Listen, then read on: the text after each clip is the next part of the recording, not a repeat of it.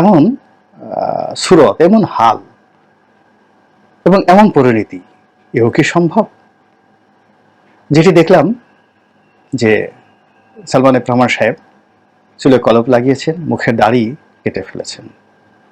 বাংলাদেশের কুখ্যাত দরবেশ ওরফে দরবেশ বাবা ওরফে সালমান এফ রহমান, বাংলাদেশের কুখ্যাত দরবেশ ওরফে দরবেশ বাবা ওরফে সালমান এফ রহমান এবং তার সঙ্গে আইনমন্ত্রী হিসেবে কুখ্যাত আনিসুল হক, এই দুজন ব্যক্তি আমার জীবনকে তামা তামা করে দিয়েছেন। এই দুজন ব্যক্তির জন্য আমার পরিবার, আমার ব্যবসা, আমার রাজনীতি, আমার জীবন, আমার স্বপ্ন, আমার কল্পনা সব কিছু ধুলিস্যাৎ হয়ে গিয়েছে। কিন্তু অবাক করার বিষয় হলো যে আমি এদের বিরুদ্ধে কখনোই অভিশাপ দেইনি। আমার স্ত্রী দিয়েছে, আল্লাহর কাছে বিচার চেয়েছে, আমিও আল্লাহর কাছে বিচার চেয়েছি, কিন্তু আমি অভিশাপ কখনো দেইনি।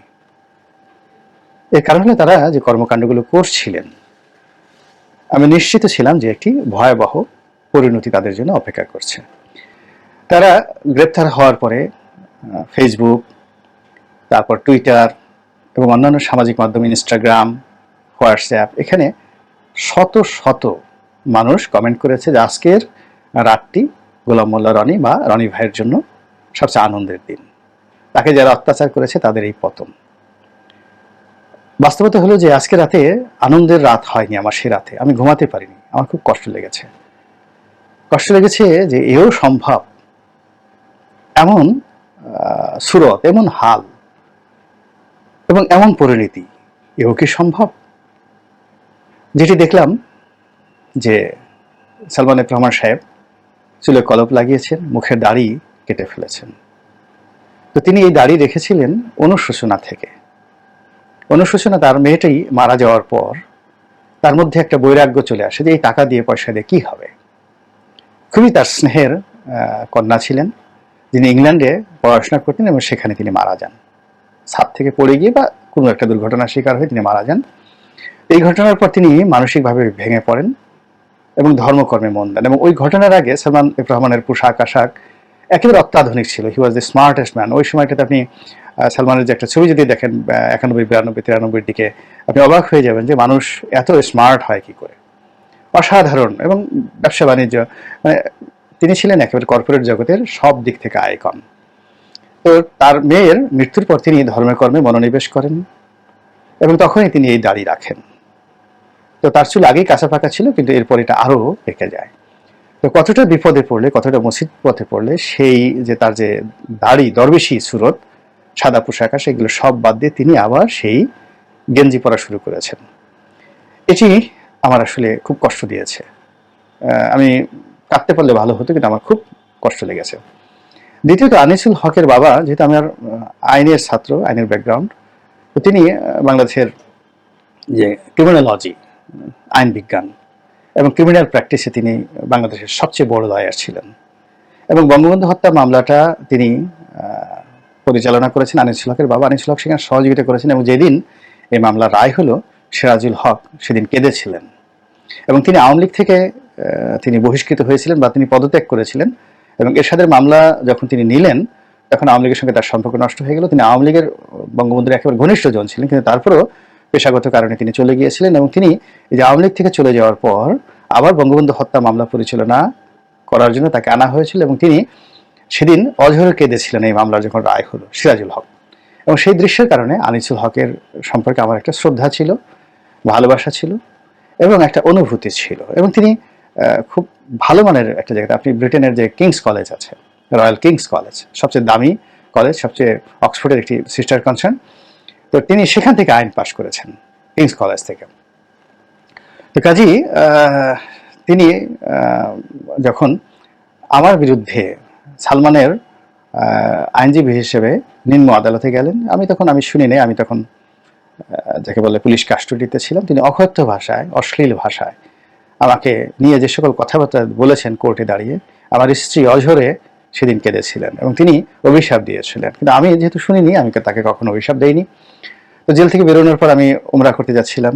দুর্ভাগ্যজনক হলেও সত্যি যে সেই আমার পাশাপাশি তিনি বিমানে যাচ্ছিলেন, তখনও তিনি মন্ত্রী হননি, দুদকের কর্মচারী। কিন্তু লোকজনের ক্ষোভ এত বেশি ছিল যে বিমানের বেশিরভাগ লোক তাকে গালাগালি করছিলেন, এবং সবাই জানতেন যে সালমান এফ রহমানের পক্ষে এই মামলা পরিচালনা করেছেন আনিসুল হক নিম্ন আদালতে ওই সময়টি 2013 সনে। তো আমি তখন সংসদ সদস্য, সব মানুষ, প্লেনের লোক বলতে গেলে তাকে সবাই মারতে আসছিল। তখন প্লেনের স্পেশাল সিকিউরিটি করে তাকে ঘেরাও করে রাখা হয়েছিল একটা পর্দা টানিয়ে বিজনেস ক্লাসে।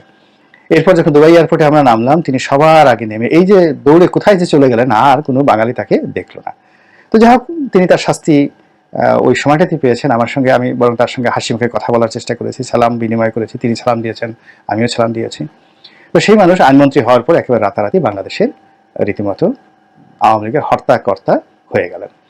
এবং এই লোক যে দুর্নীতি করতে পারে, বদলি নিয়োগ থেকে টাকা নিতে পারে, এবং হাইকোর্টের রায়, লোয়ার কোর্টের রায় পাল্টে দেওয়ার জন্য আসামিদের কাছ থেকে তিনি শত শত কোটি টাকা ঘুষ নিতে পারেন, ব্যাংকের মালিক হতে পারেন, এ আমি কল্পনাও করতে পারিনি। এ রক্ত সিরাজুল হক তাকে দিয়ে গেছে, তার মধ্যে সিরাজুল হকের রক্ত, এটা আমি কল্পনাও করতে পারি না। তো যাই হোক, তাকে নিয়ে আমি খুব হতাশ ছিলাম, কিন্তু তিনি গ্রেপ্তার হয়েছেন, তার যে পরিণতি, এটিও আমি মেনে নিতে পারি না। আমার এক ভাগ্নে সিএমএম কোর্টে ছিলেন, বেশ বড় পদে, অতিরিক্ত সিএমএম হিসেবে ছিলেন। তো তিনি একদিন বাসায় এসে আমাকে বললেন যে, মামা, জীবনের কিছু চাই না, আমি কোর্টে বসে থাকবো, এই আইনমন্ত্রী কামরুল এবং আনিসুল হক আমার কোর্টে আসামি হিসেবে আসবে, এবং আমি সেই দৃশ্যটা দেখবো, এটাই আমার স্বপ্ন, আমার আর কিচ্ছু দরকার নেই।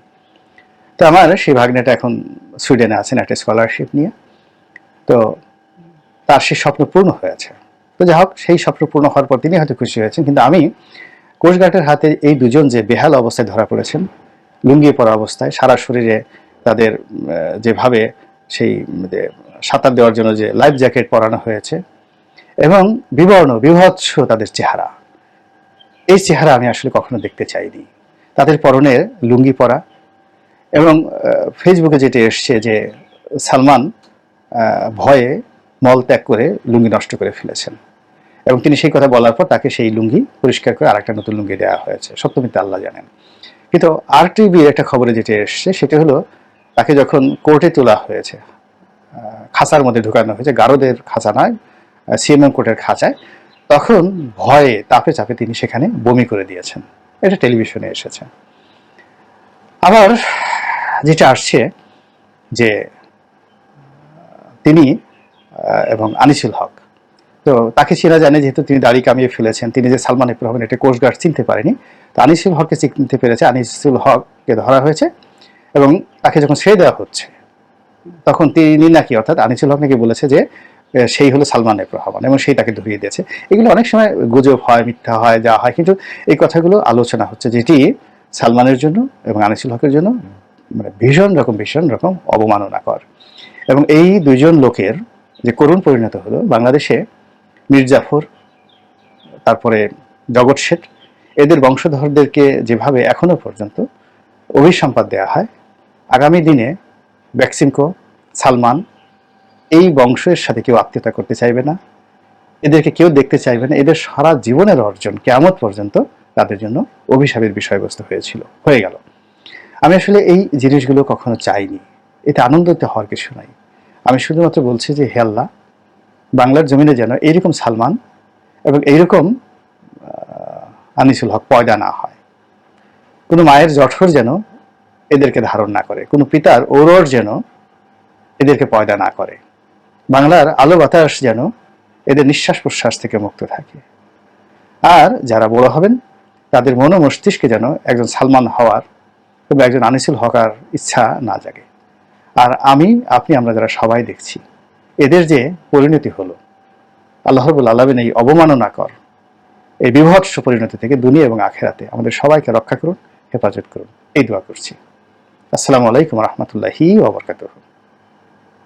ফলে আমার মতো ক্ষুদ্র বান্দার অভিশাপের কোনো দরকার তাদের হবে না। অভিশাপ দেওয়া, ফলে আমার মতো ক্ষুদ্র বান্দার অভিশাপের কোনো দরকার তাদের হবে না। অভিশাপ দেওয়ার কতগুলো কুফল রয়েছে। সেটা হলো, আল্লাহ রাব্বুল আলামিন ক্ষমা করা পছন্দ করেন। অসহায় এবং দুর্বল যে অবস্থার মধ্যেই মানুষ পড়ুক না কেন, তাকে সাহায্য করা, সবচেয়ে খারাপ মানুষটিকে সাহায্য করার জন্য যদি কোনো মানবাত্মা আকুতি জানায়, আল্লাহ খুব খুশি হন, তার মহব্বতের জোয়ারে জোশ এসে যায়। এবং তিনি যে রহমান, তিনি যে দয়াময়, তার এই রূপটি তার বান্দার মধ্যে যদি তিনি দেখতে পারেন, তাহলে তিনি খুব খুশি হন। এবং জমিনে অনেক বড় বড় ক্ষমার নজির রয়েছে। হুজুর পাক সাল্লাল্লাহু আলাইহি সাল্লামের মক্কা বিজয়ের পর ক্ষমা, বদর, উহুদ, হুনাইন সব যুদ্ধে জয়লাভ করার পর তার যে ক্ষমা, এ নজিরবিহীন, মানব জাতির ইতিহাসে নজিরবিহীন। আল্লাহর যে জাত এবং সেফাত, এটির যে মূল বৈশিষ্ট্য, ক্ষমা করে দেওয়ার যে বৈশিষ্ট্য, সেটি হুজুর পাক সাল্লাল্লাহু আলাইহি সাল্লাম দেখিয়েছেন। এবং তিনি ক্ষমা করাটাকেই সবসময় তার উম্মতদের জন্য